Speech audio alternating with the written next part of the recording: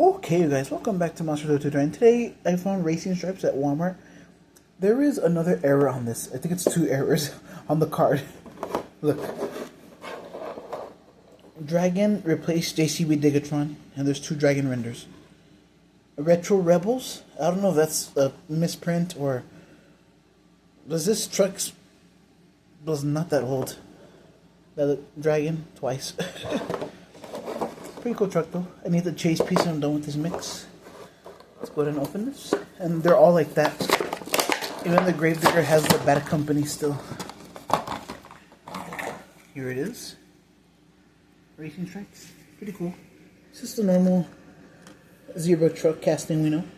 White rims and beadlocks. White roll cage, red chassis. The stripes are nice. The little mohawk here.